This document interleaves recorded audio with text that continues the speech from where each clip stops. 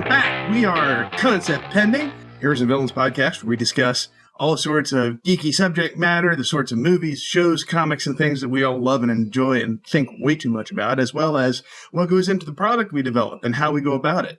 Today, I've got a bunch of awesome people with me. I've got Mike Dixon, I've got Mason Shara, and I've got Kirk Kirkley. Hello. Hello. All right. We are discussing the end of the ACOLYTE. Finally wrapping it up here, and everybody's smiling. Well, not everyone's smiling. So we left off with what, episode 5? Yeah, that was the last thing we talked about. Was so what happened? After that was the episode that Soul, or no, after that was we found out everything that happened. Mm-hmm. So that was the episode from May's point of view, kind of. Yeah. And then we found out. Then after that was Soul kidnapping May, basically. Even though kidnapping OSHA. No, it was May. Oh, you mean in present time? Not present time kidnapping. Okay. Then the whole episode was like him tying May up. Well, once he realized it was May, he knew that entire time. He 1,000,000% knew the entire time that was May, for sure. No, I think that like our little like dude Basil told him. Yeah, possibly. Basil held the whole show together. Yeah. Otherwise, you would have stunned her earlier. Yeah, Basil's the best part. I love Basil. I do too. Adorable. Although I was confused in why he pulled things. Yeah, what was that? I was like, why are we sabotaging machines? Unless it's just he doesn't want anybody to die, which, okay. True, maybe. I guess. But then he went back to his tracker ways like immediately after that. Yeah. Well, I think Basil understands that the Jedi aren't exactly who we have always thought they were to be. Like, I mean, I think that was the point of the show. Honestly, at the end of the day, I don't think the show is about the start of the Sith. I think that is. No, I think it's more about the complicated legacy. It is about the complicated legacy of the Jedi. Yeah. And it's about how, like, I mean, it literally ends with 2 cover-ups. There is a cover-up that the Green Jedi Master, she covers up the fact that Saul went rogue, and but it was actually all 4 of the Masters were all pretty kind of like ready to do but the sad thing was that she basically said that Saul killed all of those Jedi and like his own Padawan, Jecki, and everything, like which is tragic and also sad. Yeah, it's a cover-up. 100%. It's and then she's going to Yoda at the end of the show, and is she going to lie to Yoda about it? No, Yoda is, in my opinion, going to be just as complicit in this cover-up than like the rest of them, because she's going to be. He is also in the know. He knows, like, and in my opinion, it's like the same idea that like we look out for our own here. These are just some random space witches. We don't care. We're going to make sure the Jedi Order is. We should probably valiant heroes that we make sure we sufficiently recap everything up to this point. Yeah. We are jumping. Oh, well, I mean, this is going to be about the finale. Okay, my bad. No. It's about the last several episodes. Oh, okay. Yeah. So, I mean, basically the whole situation, what happened at the witch's lair, not lair, but like their homestead, basically, I feel like Brendock on Brendock and their like homestead, it kind of just seemed like an accident after an accident after an accident after an accident that led to a lot of bad things and misunderstand. Yeah, I feel like it was like everyone reacting poorly and thinking they're doing what's best and then making bad decisions after that. Yeah. I think you have Soul, which a lot of people try and connect him to what we feel about homeboy Obi-Wan's Qui-Gon, right? In the sense that he had a connection to the virgins of the Force. Yeah. Right? And so when you see that, I mean, he even talked about when you see that much power later on, you start to feel, and because we saw in episode 3 what it was like through the eyes of the Jedi, right? And then in episode, I guess it was 7. I think it was 6. It was 6 when we got all of episode 3 again, just through a different lens. And so seeing that and understanding the power that the virgins or the virgins of the Force can give you, I think it puts fear. And that's the one critique that I had amongst, is we've never really seen Jedi outside of maybe 1 or 2 have that much emotion, and this whole story was emotion-filled Jedi. Yeah. Quick question though, because we brought up Venestra. Y'all down with Venestra? I thought she was evil from the get-go and that she had ulterior motives. I think she's just a politician. I'm not down with her, but I now understand more so of why she was doing what she did at the beginning. Because in the beginning, I thought she was the master before we realized she wasn't the master. Mhm. I thought that was her the entire time. I thought she was the villain. I thought she was going to be unmasked, and it was going to be like, well, shit, it was her this entire time. But now it just is her basically being a politician cover-up master for all of the Jedi. And, like, do I understand what she's doing? Yes. Do I agree with it? No. I'm not a big fan, but by the end, I was more of a fan than I was initially. I think she makes an interesting character, for sure. I do find that interesting that a big chunk of the cover up at the end was so that she could have access to May. Which was kind of sketchy. Because more than kind of. Well, yeah, because she obviously has some kind of connection, and I'm assuming she wants to hunt down. Well, I'm assuming Quimmer... the stranger Khmer was her old apprentice Right. that turned evil, obviously. Right, yeah, they kind of... But, like, another thing that this entire series brings into question is the notion of the dark side and evil, right? Mm-hmm. Like, Khmer, I mean, yes, he's aggressive, right? Yes, he's pretty ruthless. I don't know if I would slap the label evil on him. No, I I mean, even slap Sith on him. No, not you at know, all. I'm still thinking Knights of Ren. I'm still thinking there's a connection with the Ren here. Maybe the first Knight of Ren or something along those lines, with him. That's why I don't think that it being the origin of the Sith is what's the important part of the show. Like, he's not even Sith, right? Like, he could be the proto Knight of Ren. He could be a proto Sith Lord. Like, we don't have exactly, but at the end of the day, the antagonism isn't the Sith. It is getting back to the status quo that is the Jedi Order. Yeah, it is. That is nobody else is allowed to do this but us. Exactly. Yeah. And so, like, I think that, like, much more of a focus on the dark side from discussion that I think is what is intended. The idea is to break down the idea of what the light side of the Force is. Is the light side of the Force actually doing good, or is it going to different cultures, invading and saying, we're taking 2 of your children because they're important to us for some reason that we can't explain? Is that actually a good moral thing to do? And should we be questioning it? And I agree. I think we should be. I think we should be questioning the fact that the Jedi May was too old at 10 years old to be trained to be a soldier. Well, we've known that. Right. We've known that from the beginning. I agree. Yeah, except for Luke Skywalker is kind of, Yeah. I would say a lot of our protagonists now are child soldiers because, let's be honest here, no one wants a child soldier protagonist for the most part. I mean, like, I'm a big fan of Master Chief, but I acknowledge the fact that he was kidnapped from his family probably shouldn't have happened. And I'm sorry, that was Halo. Not probably, but yeah. Yeah, it definitely shouldn't have happened. Like, right? Like, and at the same time, then what we get, it's the framing that has happened throughout the years of whether that was a good thing or not. And, like, the same thing happens with Star Wars. There's this now idea. I like the idea of us inserting, we are questioning the foundations of.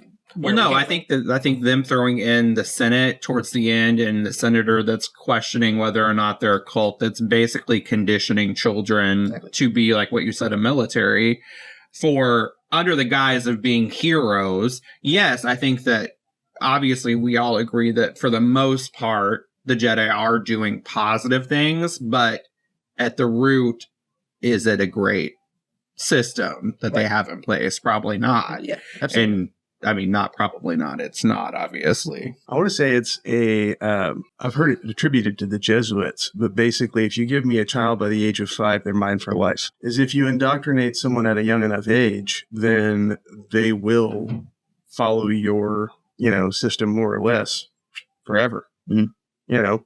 And that's why the Jedi want them so much younger, is they want to indoctrinate them to their way of thinking and their approach. It's not just about being able to control and manipulate the Force, because you can see people who are older than that are able to tap into and use the Force, absolutely.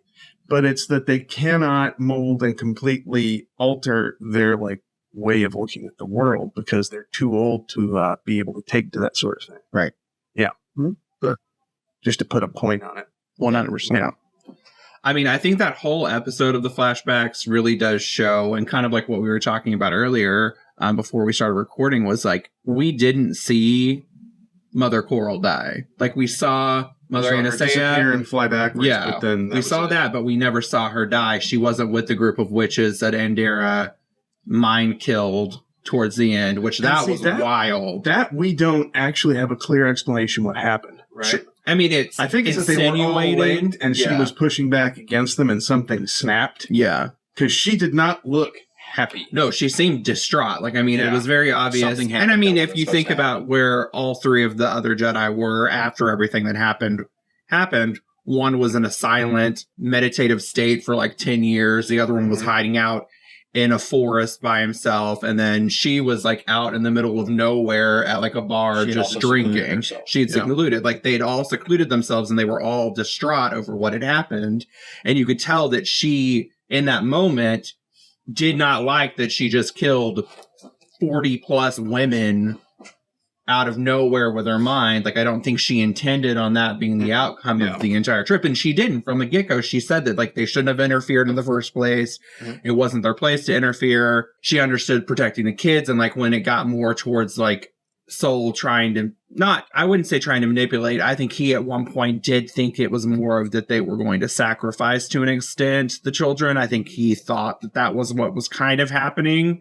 And he manipulated the situation into that being how Indira was like, okay, I guess we do need to do something. There's a lot still unanswered, like you said, like Mother Coral's vanished.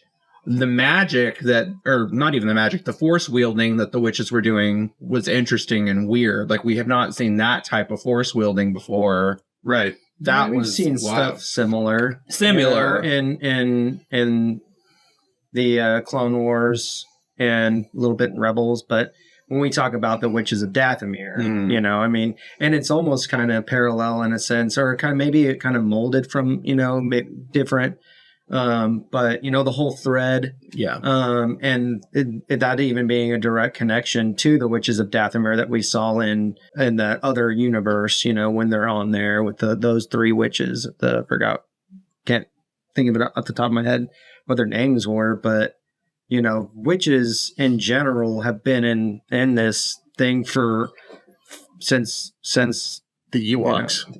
You know, I saw someone pointing out that there was a witch in one of the TV Ewok movies. Karen? I forgot her name. Yeah. But yeah, that was some of my first Star Wars movies as a kid. We were watching those two Ewoks, Battle for Endor and Courage of Caravan, or Caravan of Courage. Yeah. I love those movies. The only thing I remember from those is in one of them, like, the older brother gets trapped in a pond. Yeah. And there's like this plastic film or something on it, and he can't get out. He's like banging on it. Thank you. Oh, yeah. I'm a big fan of the Star Wars Christmas special, the holiday special. That's my favorite. I love Life Day. Right. I like when B. Anthony pours the thing into the door of dude's head. I love that part. But anyway, sorry. I did have a quick question. Why are there so many Jedi that just, once they fail, they decide that they're going to go and live on a planet by themselves for the rest of eternity? Right? That seems to be a pattern. Why is that a thing? Right? I mean, like, it started with Obi-Wan, obviously. Like, you know, he was the first secluded Jedi we meet. And then, like, Yoda does it in his wasn't even him being a failure, though. Like, we find out with the Obi-Wan series, he was there overwatching. Well, I mean, they even mentioned that in A New Hope as well, that he was there to pretty much, like, be nearby. Yoda, I've seen explanations in the past that he was on Dagobah specifically because it was teeming with life, which is where the Force comes from, which meant it was hard to find him. That is true. I can understand that. But at the same time, at the end of Episode 3, Yoda says, "I have to go. Yeah, you know, I've messed up. This is bad. Into seclusion, I must go." And then Luke does it, and then and we see it here. All four of these Jedi just did it. Yep. You know, like, why can't the Jedi face their problems that they make? Clean their problems up? Yeah. Yeah. That does seem to be a good question. Well, I think during their conditioning, they weren't trained to clean up their own problems. You're trained to not have the problem in the first place. Yeah. Yeah. And if you're trying to fit in and be like everyone else and you have a problem and nobody else is acknowledging problems, then you're going to hide your problem. And I think that comes down to the core flaw of the Jedi as to why, you know, like, the emotion suppression. Like, it's a flaw. And they call that out. They call that out. Yeah, in the show. The senator called it out. I was like, you're going to have someone who snaps. You can't have an entire culture based on repression and expect it all to work out for everybody. Yes, you're right. If you have somebody at 5 years old, you indoctrinate them, you have them for life in a lot of cases. But there's going to be 10% who start that, you know, that splinter group that goes in and changes the whole status quo, or gives other people the idea of what it means to not live under this framework. I mean, cult leaders come from somewhere. No, sorry. But that's kind of what's going on with Chimera, though, right? He was training to be a Jedi, we suspect, under Renestra, right? And he is unhappy with something from that. Now he's off and he's doing his own thing, and he wants someone underneath him to train. Thought it was May, and ended up actually being Osha. So about Chimera, Yeah. like, do we think that Chimera is, I guess, real?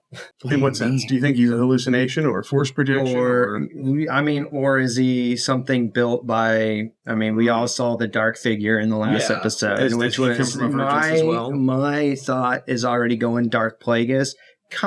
Which is kind of where I thought we were. I thought that was what this was going to build into anyway. And just pulling from Legends, you see Darth Plagueis tested out, I forgot the total number, but many other dark or dark side force wielding people before he settled with Sidious, right? Part of me thinks, okay, maybe he's projecting this, being Chimera.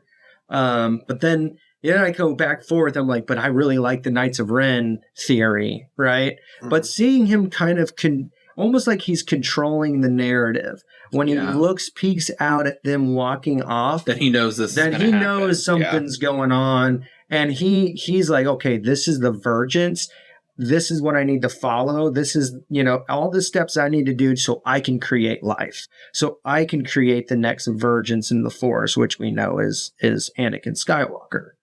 But, there's something about Chimera that's still mysterious. Well, he does tend to just vanish immediately. And I know that yes, he has a Sith wielding individual would have the ability to move quickly and do all the sketchy things that we've seen in the past, but he tends to snap vanish a lot. So I kind of get what you're saying there too. Yeah, then he put there was a thing he put on his helmet, and then I think Osha and May were together, and he's standing right over here, and he literally puts on his helmet and vanishes. Camera cuts up, he's gone. Yeah. So clearly the dude has some form of, he's either a projection, or he has some kind of power that we don't know, because in my opinion, we're not exactly dealing with a dark side user. Well, the helmet makes it difficult for Jedi to find him. Mm-hmm. Right. They can't sense. They can't sense. We saw when Venestra he's like, "Oh, you're here," and then he's puts the helmet on real quick. There are lots of Jedi abilities that don't get consistent attention, right? Mm-hmm. Force jumping is something that we see Luke do it in Empire, right? We saw a little bit of that in episode 1 where, Qui-Gon and Obi-Wan leap from a very high place and just kind of land and do a soft roll and stand up like it's not a problem, right? All of Yoda's movements. Yeah. But since you just don't see it as often, and if he has that kind of capability, then that explains where he went. He puts on the helmet, the Jedi can't sense him, and they turn for a second and come back, and he just... Well, we did see him slowly lower behind her in episode 3. But we also have had space witches that materialize into smoke. Fog. Yeah. So, it's not completely out of the realm of possibility, because they're also using the Force, right? In my opinion, the Force is a canvas and the paint in which you can make whatever you want out of it. So if you want to make yourself disappear into smoke, you can, because you will find a way. If you can get in touch with the Force in the way that you need to. It's the same way that Qui-Gon invents talking to Force ghosts. He's like, I can teach you how to further communicate with, those who have moved on to the next step of the Force. That's that's one of his contributions, right? So the idea that, we haven't had a lot of these powers explained on, and I think, in my opinion, it's almost, how vague is it's a force that moves through everything in the galaxy. It's deliberately vague, so you can do what you want with it. Exactly. And so, another power you mentioned that doesn't get a lot of attention is the, force running. Uh-huh. You get that for half a second in episode 1, and it looks goofy. But, this is also another one that we got to see. But, they should be able to move quickly when they need to, and you just don't see it, right? We got to see Crouching Tiger, Hidden Dragon in this one. Which was when he, did the little like AOE move. And I'm not gonna lie, I definitely said they fly now. When he like kicked him in the chest, that was some wild. That was the fight scenes have been honestly spectacular. Yeah. Like the mind control Kalnaka. That was awesome. That was the wildest thing I've seen in a long time. Like, I have always needed a Wookiee Jedi, one, and I've always needed a battle scene with one, and it was insane. One thing we haven't seen is an absolutely enraged Wookiee. Like, we kind of got it in this. Yeah. Han Solo talks about ripping off arms. and starts, ripping off arms. That's what was so much a bummer about a Dark Chrysanthemum, Boba Fett. I loved him too, but like I was so interested. I was too. I wanted way more. That's a good opportunity to do that. Yeah, that was like they missed that opportunity I agree though. Seeing that would be amazing. I really want and I was hoping for Kalnaka to get a non-mind controlled Jedi scene. I did really want to see a Wookiee Jedi. Just be cool, like we haven't gotten all that yet. And, Chewbacca hasn't gotten his, a big, like, I'm killing everything in this room moment. Like, he even, gets mad when Han Solo dies and he gets to shoot a few shots and it moves on to, we gotta have lightsabers, guys. We gotta have Rey fight Kylo.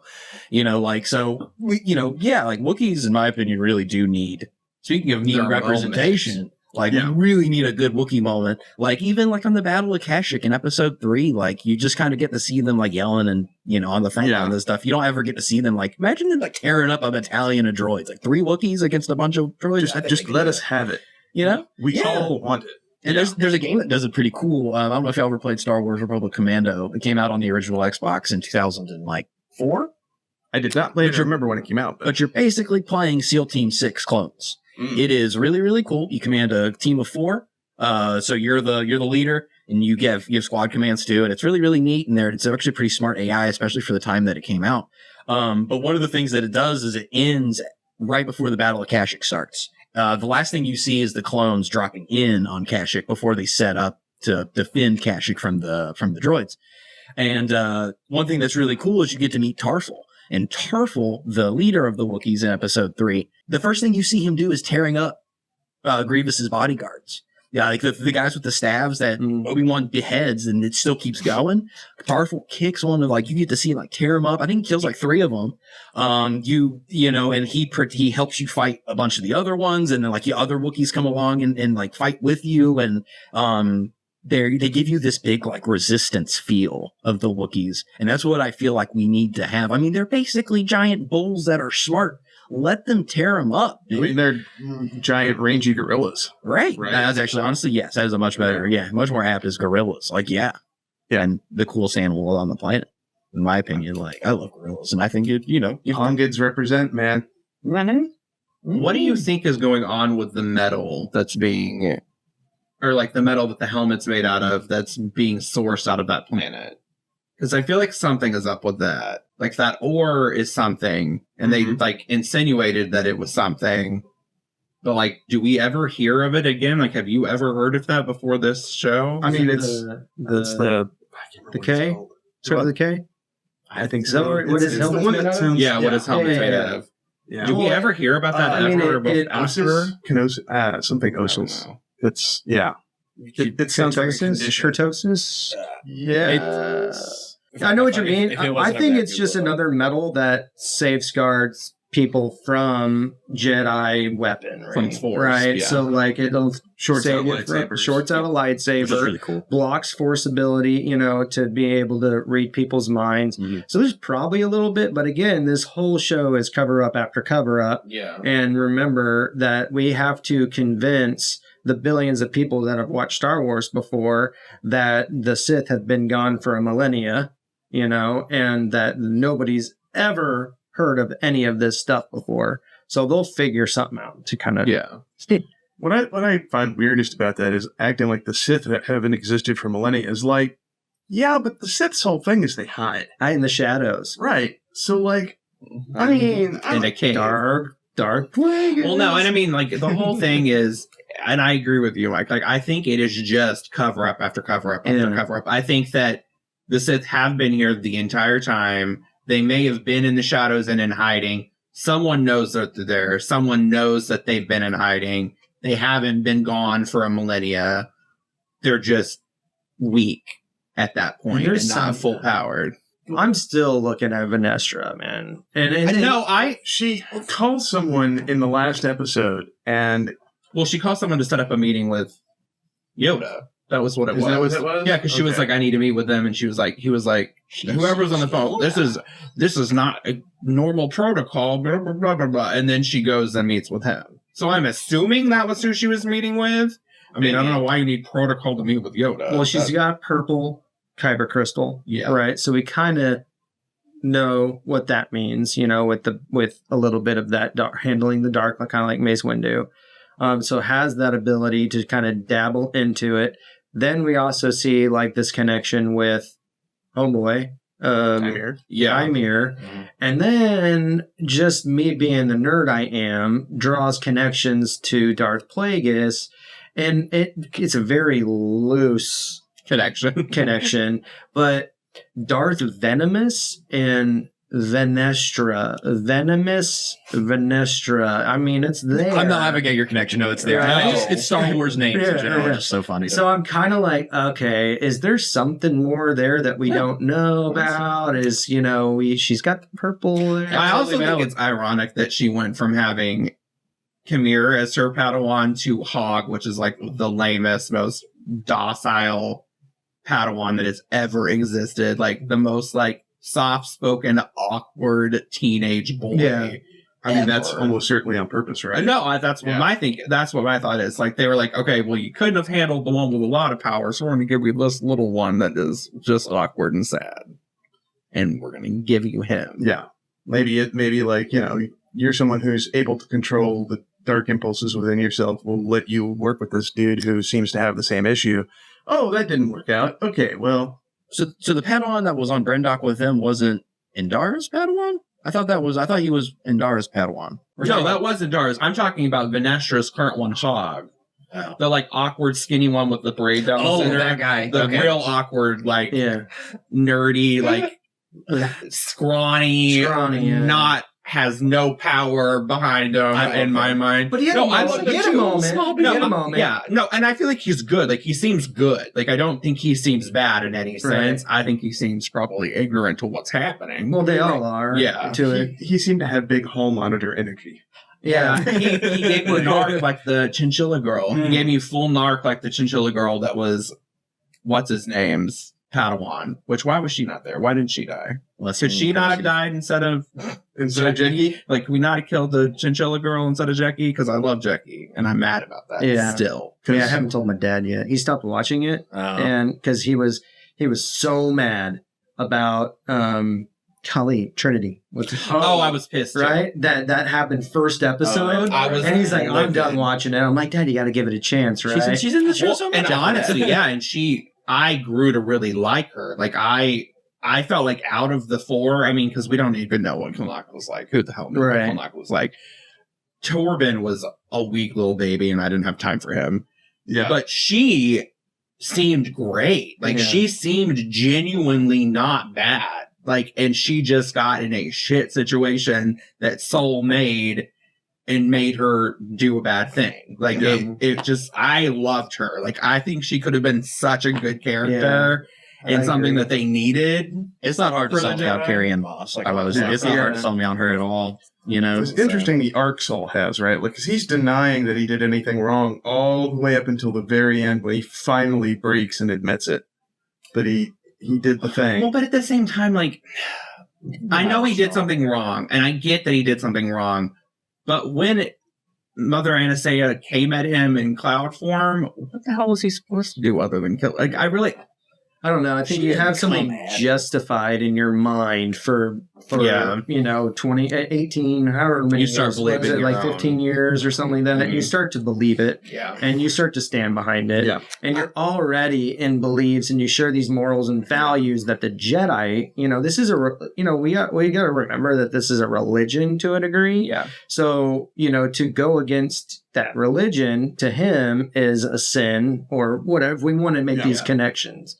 And so I think finally, when he says that there's an internal, repentance, right? Or where he's asking for forgiveness in a sense.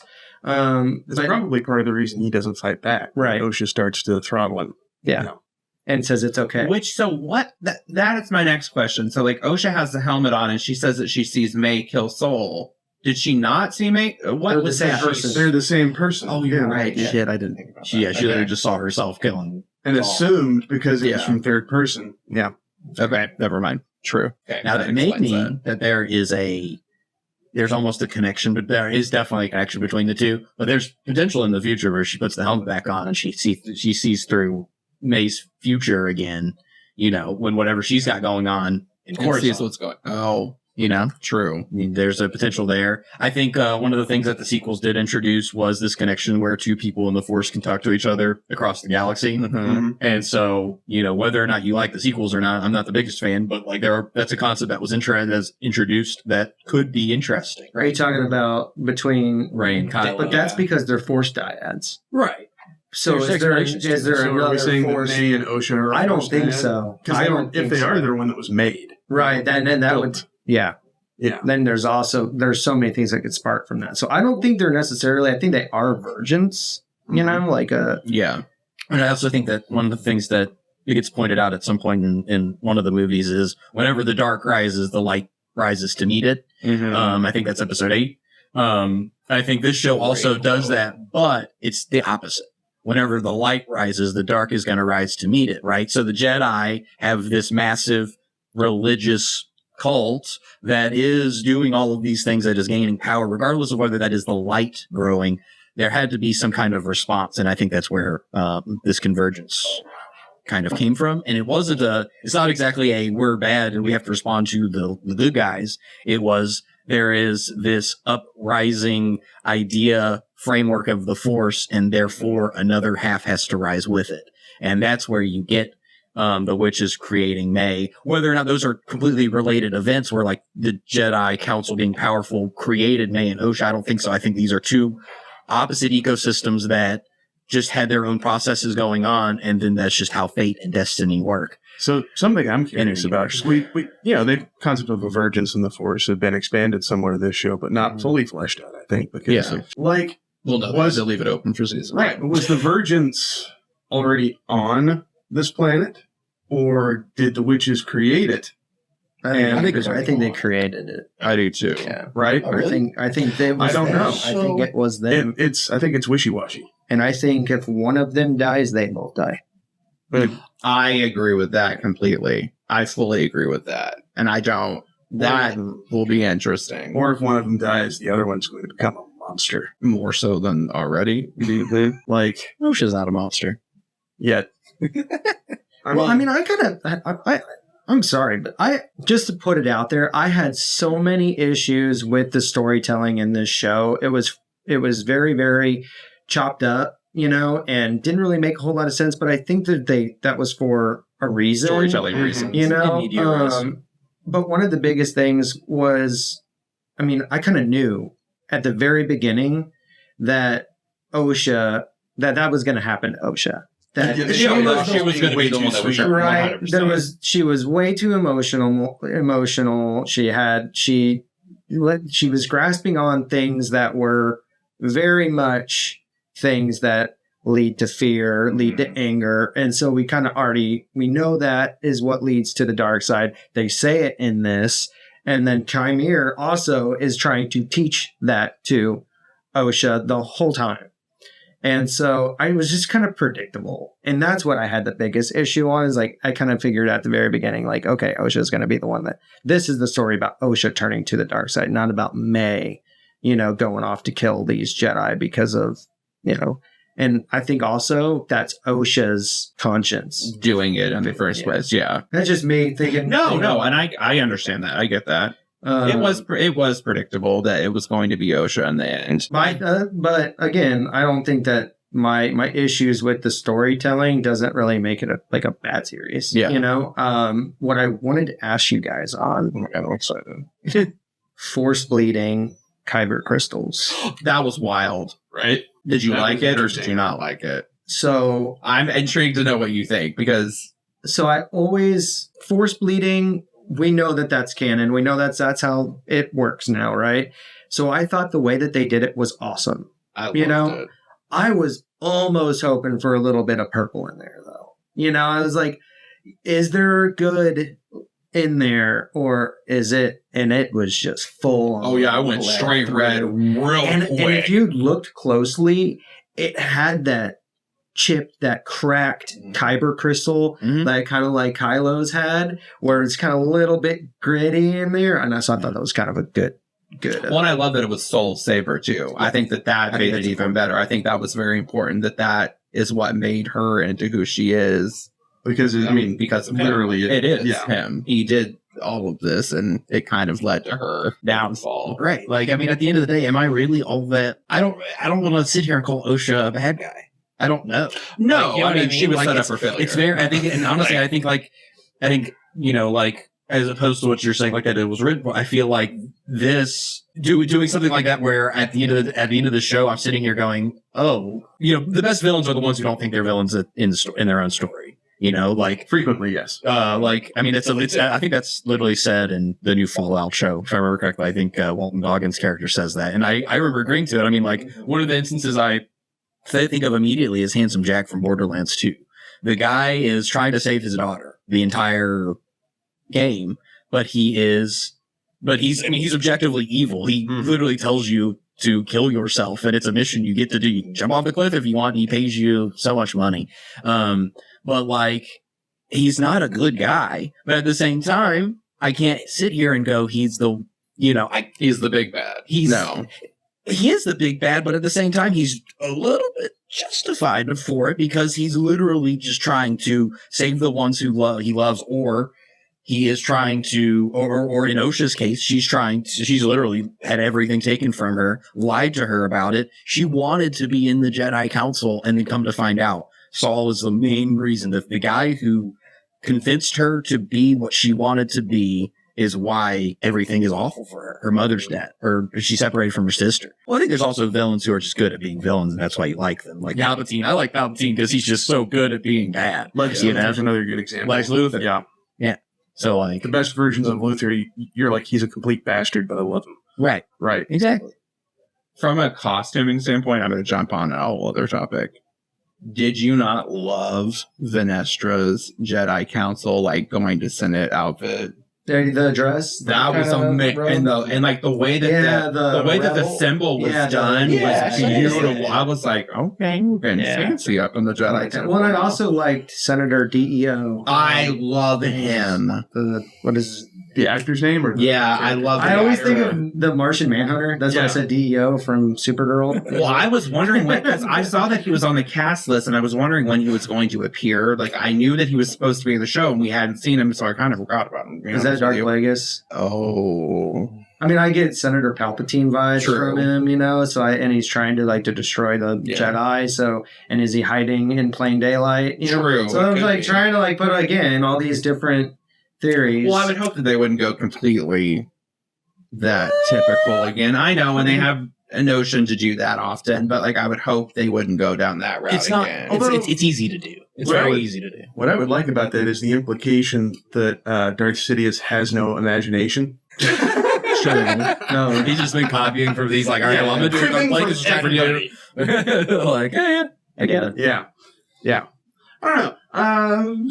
So what do you think at the end of the day? Like, mixed bag? I loved it. Overall, but I from the get-go have always said, and you and I talked about this on, Marvel, I'll take any Marvel content at this point. I just want it. Give it to me. You know, I'll sift it, and I'll find the good in it. This one, I think it's a lot easier to find the good than the bad for me. I understand where you're coming from on it. Well, okay, so here's the thing. I'm not going to say that I hated it at all, because I didn't. You know, one, again, it's Star Wars content. Yeah. I love Star Wars. I'm going to watch it regardless of what you know what I mean? It's still my favorite IP. Yeah. You know, and so I will say there was only really 2 episodes that I didn't really care for. The rest of them, okay, how about I say this? How about I say the Star Wars moments, like what we know and what we've grown up to know as, or quote unquote, that's really Star Wars were freaking Star Wars moments. You know, when it felt Star Wars, I was like, oh my gosh, this is amazing. Okay, Chimera's fight style was awesome. Insane. I loved the two lightsabers that he had that dagger connected. One. Yeah, I loved it. I loved the little light butter knife. Thank you. Loved all that, you know. And so the Star Wars moments that were in here that felt Star Wars were top tier Star Wars moments. Loved them. There was just parts of the show where I was like, what's going on? What are we doing here? Or, you know, like just kind of questioning certain things. But I think that is part of what Leslie was trying to accomplish with it, you know. And you could go online and you'll hear a complete destruction of every single episode. You know, some of them before the episode came out, before it even listen to those people. And you know, so you take those in because you don't want to discredit every single opinion out there, or we're not going to ever get content like this, right? You know, we're never going to get content that does stray from the path, you know, or stray from. And then another thing that we have to remember in cinema is that we adapt ideologies from the given time. Right. So it's a reflection of where we are right now. Today. Yeah. So if you don't do that, then you're failing to go along with the current cinematic movements, which is what keeps things fresh. Well, and to be perfectly honest, Star Wars specifically very much is tied into that sort of thing. Mm-hmm. Right? The original A New Hope was about Vietnam. Yep. Right? Like the entire franchise lifts from the real world and redresses it, repackages it, and represents it to you in a way that allows you to process it different, which is part of why everybody finds it so valuable. And so, you know, one of the things I feel like you've talked about before was that Star Wars moments weren't Star Wars moments for a really long time. Star Wars moments were basically things ripped out of other genres and put into sci-fi. You take samurai movies, you take Western movies, you take classic World War II movies, smash them together, put them in a sci-fi universe. Now you have all these crazy Star Wars moments. I have a bad feeling about this. I have all these, this is a button. Bring you in warm, or I can bring you in cold. But see, that's not a Star Wars moment. That's a Western moment, right? To me, that's a Mando moment. And I loved every second of it. Well, Star Wars is an act of synthesis. So I think that's, so what my point being is, so this isn't my original point. I didn't think of this. I'm not that smart. Somebody said that Star Wars used to go for recreating cool cinematic moments from other genres into their movies. Now, a lot of Star Wars wants to basically try to make Star Wars moments, which is a clone of a clone, which isn't great. And so, like, a lot of these new shows, like The Book of Boba Fett, I was going to say, is a good example. That is a very good example of trying to just do Star Wars fan service. As a kid, I loved Boba Fett because he was so cool looking, but like at the same time, that show, I'm not going to go back and rewatch that show. It just wanted to be Star Wars, but like You need Acolyte, to rewatch that show. but I liked it. the Acolyte wanted to have Mandalorian, like season 2.5. All right, I'm also going. Swarm Morrison got bullshit. 2 of his episodes got taken from him in his own show and given to Mando. The Tusken Raiders story arc on that I will give that. That was cool. is so good, and I wouldn't want to miss that story. I love that story. So the And I first still half think of we're gonna- that's good. Hopefully, we get to know where the that Tusken Raider they connected with. You know what happened to because I think there's something else there. But that's just me hoping for the best. I mean, it's just got to be as optimistic, right? Like but I also don't want the '60s scooter gang coming back. Why not? That was so I like Lucas. them I actually didn't mind that. I like That them was too. so Lucas. I love them. I was like, oh my gosh. To be perfectly honest, George Lucas has a thing for hot rods, Oh, no, right? I'm not saying that it wasn't George American Lucas, but Graffiti, it man. still wasn't great. Like, I not loved everything it. George Lucas has done is Oh, no. great. I loved it. And I don't dog on Willow. Okay. I don't have any issues with Willow. No, I'm just kidding. Well, I kind of That's a different conversation, Willow. I don't want to crack that up because we are running short of time. There So we go. My hair put a bow on it. How do you feel? I feel good, and I'm excited for to next see where season this. I want to see where the story goes, Fair. especially Yeah. with I mean, me Chimera. I'm hoping we got Knights of Ren. Mhm. You know, yeah, I'm happy with it. I'm good with it. Okay. Good show. And you loved it? I loved it. I'm just curious to see how much screen time we're going to get of Yoda in season 2. And if we do get screen time. And if we don't, I'm going to be pissed. It's like, you can't just show me his ears and then tell me that. You know, you made that Yoda laugh, and all it makes me think is, Frau Blucher. It's fine. What were your If my thoughts? wife watches it, she'll laugh. Mostly, thumbs up. A few pacing issues. And That's what it was. Yeah. It was the pacing. Odd choices, lots of stray story strands kind of left open-ended. Do you think Not necessarily- purposefully? Yes, because they want Yeah. season 2. Yeah. And to build for some other stuff. Basically, the best way to do it is leave threads without having a plan of where they're going necessarily, so someone else can pick them up and do something. Threads. It's just been Threads. Threads. Little thread. Yeah. But we'll see. We'll see. The Force. I loved it.